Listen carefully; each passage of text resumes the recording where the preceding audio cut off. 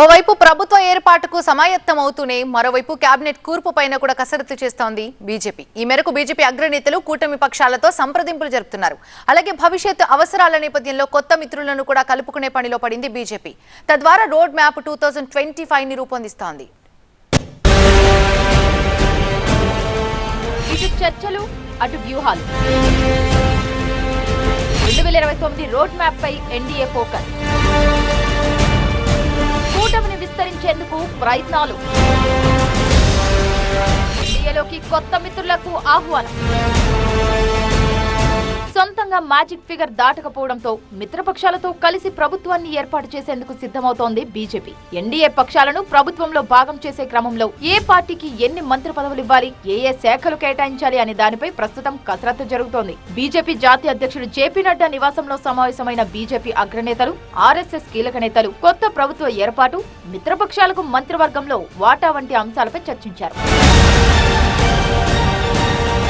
ఈసారి ఎన్డీఏ కూటమిలో టీడీపీ, జేడీయూలు కీలకంగా మారిన నేపథ్యంలో ఆ పార్టీలకు కేబినెట్ లో ప్రాధాన్యం లభించే అవకాశాలు కనిపిస్తున్నాయి. అలాగే జేడీఎస్ కు కూడా మంత్రివర్గంలో స్థానం కల్పించనున్నట్లు తెలుస్తోంది. అయితే కీలక శాఖలైన హోం, రక్షణ, విదేశాంగ, ఆర్థిక శాఖ, రోడ్లు, రైల్వే, మౌలిక వసతులు, సంక్షేమం వంటి శాఖలతో పాటు స్పీకర్ పదవి తమ దగ్గరే ఉంచుకోవాలని భావిస్తోంది బీజేపీ. డిప్యూటీ స్పీకర్ పదవితో పాటు పౌర విమానయాన, ఉక్కు శాఖ టీడీపీకి ఇచ్చే అవకాశం కనిపిస్తోంది. జేడీయూకి గ్రామీణాభివృద్ధి, పంచాయతీరాజ్ శాఖలు, శివసేనకు భారీ పరిశ్రమల శాఖ, జేడీఎస్ కు వ్యవసాయ శాఖ ఇచ్చే అవకాశం కనిపిస్తోంది. ఇక శుక్రవారం జరిగే బీజేపీ పార్లమెంటరీ పార్టీ సమావేశంలో పాల్గొనేందుకు కొత్తగా ఎన్నికైన ఎంపీలంతా ఢిల్లీ చేరుకుంటున్నారు. అటు బీజేపీ పాలిత రాష్ట్రాల ముఖ్యమంత్రులు కూడా ఢిల్లీకి రావాలని కోరింది పార్టీ అధిష్టానం. పార్లమెంటరీ పార్టీ భేటీ అనంతరం ఎన్డీఏ సమావేశం జరగనున్నది. సమావేశానికి కూటమిలోని ఎంపీలంతా హాజరు కావాలని నిర్ణయం తీసుకున్నారు. అనంతరం రాష్ట్రపతిని కలిసి ప్రభుత్వ ఏర్పాటుకు అవకాశం కల్పించాలని ఎన్డీఏ నేతలు కోరనున్నారు. మరోవైపు కూటమి నాయకుడిగా ఎన్డీఏ భాగస్వామ్య పక్షాలు ఇప్పటికే నరేంద్ర మోదీని ఏకగ్రీవంగా ఎన్నుకోవడంతో ఆయన మూడోసారి ప్రధానిగా ప్రమాణ స్వీకారం చేయబోతున్నారు. ఈ నెల 9న మోదీ ప్రమాణ స్వీకారం ఉండనుంది. మోదీ ప్రమాణ స్వీకారానికి విదేశీ నేతలను కూడా ఆహ్వానిస్తున్నారు. 2014లో మోదీ మొదటిసారి ప్రధానిగా బాధ్యతలు చేపట్టిన సమయంలో సార్క్ దేశాల అధినేతలు హాజరు కాగా 2019లో బిమ్స్టెక్ దేశాల నాయకులు ప్రమాణ స్వీకారానికి వచ్చారు. మరోవైపు భవిష్యత్ అవసరాల దృష్ట్యా కూటమిని విస్తరించే అంశంపైన బీజేపీ స్పెషల్ ఫోకస్ పెట్టింది. దేశవ్యాప్తంగా గెలిచిన స్వతంత్ర ఎంపీలతో పాటు తటస్థ పార్టీలను ఎన్డీఏ కూటమిలకు ఆహ్వానించే ప్రయత్నాల్లో ఉంది ఆ పార్టీ అగ్రనాయకత్వం. అమిత్ షాతో పాటు రాజ్నాథ్ సింగ్ కి ఈ బాధ్యతలు అప్పగించింది బీజేపీ. ఏ కూటమిలోనూ లేని ఎంపీల సంఖ్య 60 మంది వరకు ఉందని, వారందరినీ ఎన్డీఏలోకి ఆహ్వానిస్తామని చెబుతున్నారు కేంద్ర మంత్రి కిషన్ రెడ్డి. అలాగే కూటమి ప్రభుత్వాన్ని మోదీ నడపలేరు అన్న విమర్శలను కూడా కొట్టిపారేశారు ఆయన.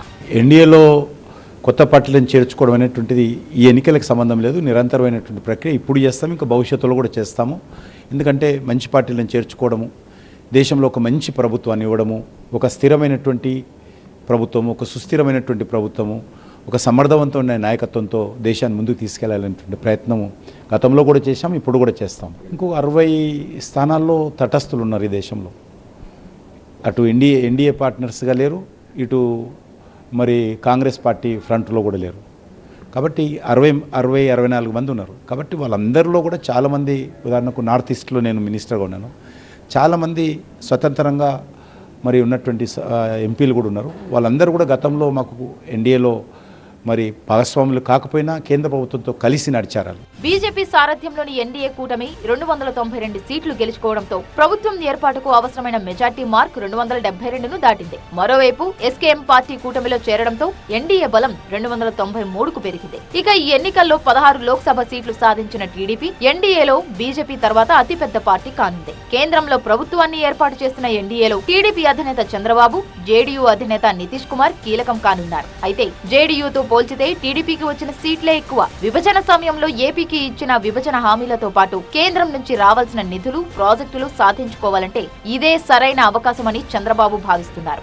అయితే టీడీపీకి ఏ శాఖలు కేటాయిస్తారు, ఎన్ని కేబినెట్ పదవులు ఇస్తారు, ఎన్ని సహాయ మంత్రి పదవులు కేటాయిస్తారు అన్నదానిపై త్వరలోనే క్లారిటీ వచ్చే అవకాశం ఉంది.